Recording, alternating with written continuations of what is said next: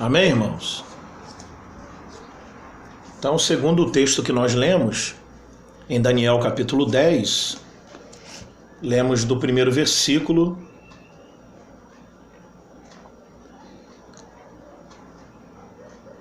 até o versículo de número 14. Então, é lógico, irmãos, que Daniel teve uma visão, isso é evidente. E o que é que eu quero destacar nessa visão? Primeiramente, estava próximo de completar as 70 semanas para que o povo de Deus usufruísse da promessa divina de que Deus levaria Israel novamente para a sua terra. Daniel, já velho, buscando a face do Senhor para entender acerca do que estava acontecendo naqueles dias e o que seria do povo de Deus debaixo da tal promessa. Capítulo 9 fala sobre isso, um capítulo antes fala sobre isso. Então o que eu quero chamar a atenção? Que o mundo físico, ele depende do mundo espiritual e não vice-versa.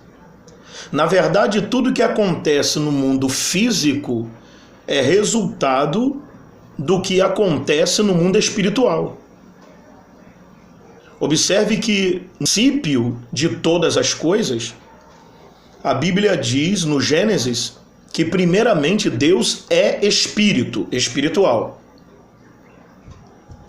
Então Deus abre a boca e diz, haja luz. Aí aconteceu no mundo físico. A luz brilhou. Então primeiro aconteceu no mundo espiritual. É preciso entender isso. Então observe, voltando a Daniel, o profeta, observe que quando ele começa a orar, já está acontecendo um movimento da parte do Senhor para que Daniel recebesse entendimento acerca do que é que aconteceria. Deus então envia o seu anjo para falar com Daniel, para se revelar a Daniel. Porém, no mesmo texto que lemos, a Bíblia fala que se levanta no versículo 13 o reino da Pérsia, o príncipe do reino da Pérsia. É lógico que isso é uma figura de linguagem, é claro, porque realmente houve um rei da Pérsia. Só que, na revelação dada a Daniel, a figura de linguagem usada pelo anjo para falar com Daniel foi relacionada ao inimigo, reino da Pérsia. Então, querendo falar que o diabo se levantou e impediu que o anjo do Senhor fosse até Daniel para lhe dar a resposta. A Bíblia então diz que, no versículo de número 13 ainda, que Miguel, um dos primeiros príncipes, veio para ajudar-me e eu fiquei ali com os reis da Pérsia. Então, nessa explicação, quando vemos a Bíblia falar sobre Miguel, faz alusão ao arcanjo Miguel, anjo que muitos dizem que é anjo de guerra, só que a Bíblia não fala isso.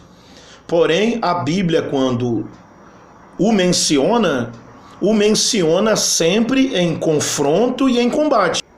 Não que isso queira dizer que ele é propriamente um anjo de guerra. Mas o que a Bíblia diz aqui é que o arcanjo Miguel foi levantado, enviado para pelejar contra o rei da Pérsia, para que o anjo pudesse chegar com a resposta a Daniel, e isso durou 21 dias. Isso fala de batalha espiritual. Se você abrir a Bíblia Sagrada comigo, no Novo Testamento, melhor dizendo, porém, em Efésios, carta de Paulo aos Efésios, capítulo de número 6, a Bíblia diz no versículo 10: no demais, irmãos meus, fortalecei-vos no Senhor e na força do seu poder. Revesti-vos de toda a armadura de Deus, para que possais estar firmes contra as astutas ciladas do diabo. Porque não temos que lutar contra a carne e o sangue, mas sim contra os principados, contra as potestades, contra os príncipes das trevas deste século, contra as hostes espirituais da maldade nos lugares celestiais. Portanto, tomai toda a armadura de Deus, para que possais resistir no dia mau e, havendo feito tudo, ficai firmes. Então, irmãos, como é que Deus iria inspirar o apóstolo Paulo para escrever uma carta à igreja em Éfeso, aos irmãos da igreja em Éfeso, falando para que eles, alertando a eles, revelando a eles, mostrando a eles, ensinando a eles que há uma luta, que não era contra a carne nem sangue, mas uma luta a nível espiritual.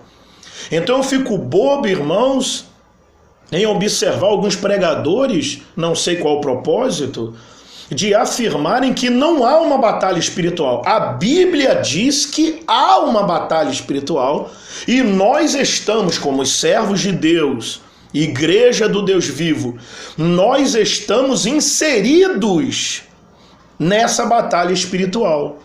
E é exatamente sobre isso que, em nome de Jesus, eu quero chamar a tua atenção, meu irmão, minha irmã, para que nós nos posicionemos espiritualmente falando.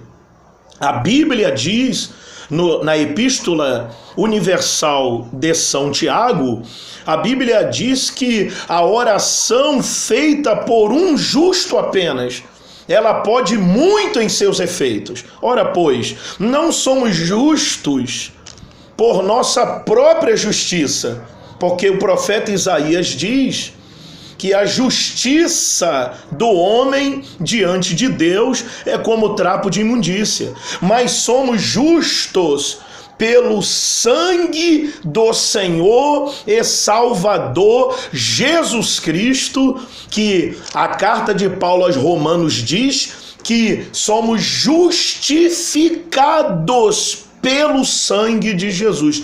Justificados, nos tornamos justos pelo sangue de Jesus. Por isso que você, meu irmão, você, minha irmã, em nome de Jesus Cristo, a tua oração, o teu clamor, o teu posicionamento no mundo espiritual, como igreja do Deus vivo, como igreja do Senhor Jesus, lavada e remida pelo sangue do Cordeiro de Deus, tem muito efeito. A Bíblia, lá em São Tiago, diz que, usando como exemplo, Elias orou e 3 anos não houve chuva sobre a terra. 3 anos se passam, ele ora novamente e aí Deus envia chuva sobre a terra. A Bíblia fala no livro de Josué. A Bíblia diz, lá em Josué, que houve uma oração e o sol para e a lua para. Olha só, irmãos, devido à oração. Meu irmão, minha irmã, em nome de Jesus, dentro dessa situação a qual estamos atravessando, busquemos ao Senhor, invoquemos ao Senhor. Separe momentos, desligue a internet, desligue a televisão,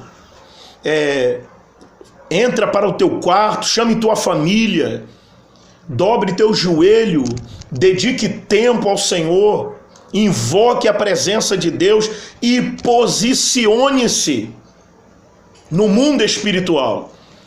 Em nome de Jesus Cristo, vamos clamar a Deus para que o bondoso Deus envie o seu exército de anjos para dissipar, desbaratar essa Covid-19 maldita, seja lá de que ordem for, se for de fato uma praga, se for algo criado em laboratório, não interessa, seja lá o que for, Deus é todo poderoso para dissipar todo o mal.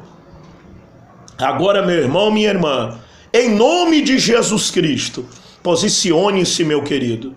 Entra na brecha da oração, invoca ao Senhor teu Deus. Entra na brecha da oração. Que essa palavra, meu irmão, em nome de Jesus Cristo, possa encontrar espaço no teu coração e te abençoar e te elevar a tua autoestima, te elevar a fé que uma vez nos foi dada e neutralizar todo o espírito contrário, todo o sentimento de covardia e timidez, todo o sentimento de baixa autoestima, todo o sentimento de autocomiseração, tipo assim, eu não posso nada, eu não consigo nada, eu acho que Deus não vai me ouvir. Não. Deus, a Bíblia Sagrada diz que os ouvidos do nosso Deus, o teu Deus, não estão agravados. Agravados é tapados. Não estão agravados de modo a não nos ouvir. Pelo contrário, a Bíblia diz que ele se inclina para ouvir o clamor do seu povo. Então se posicione, meu irmão. Se posicione. Em nome de Jesus Cristo, receba vitória nessa noite, em nome do Senhor Jesus.